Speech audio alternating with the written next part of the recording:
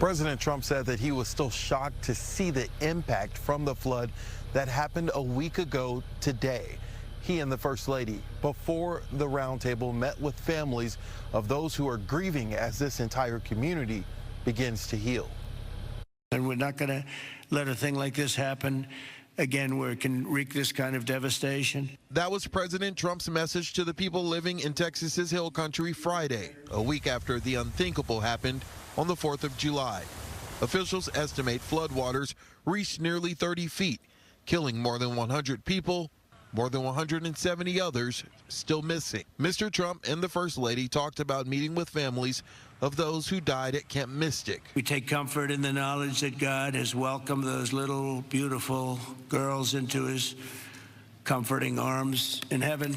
They gave me this special bracelet from the camp in honor of all of the little girls that they lost their lives. The president brushed off criticism about who was to blame for people not being warned to evacuate sooner. As the grieving process continues, naturally there are questions about how to prevent this from happening again.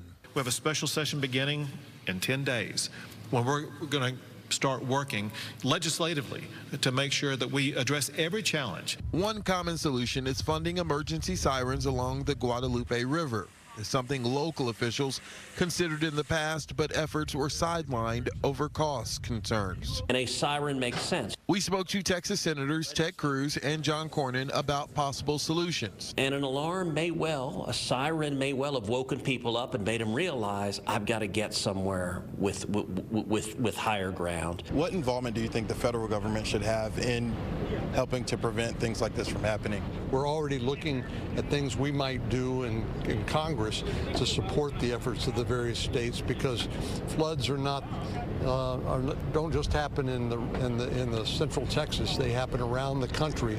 What happened on that fateful day broke the hearts of many, but the stories of heroism and support is what officials say will get this community through it.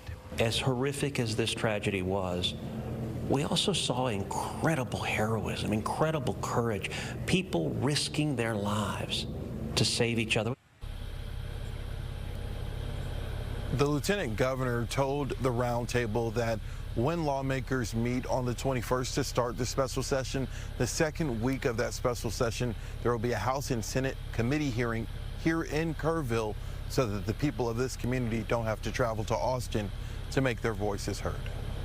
Stephen Dial with photojournalist John Gannan reporting from Kerrville tonight. Thank you both for your coverage this week.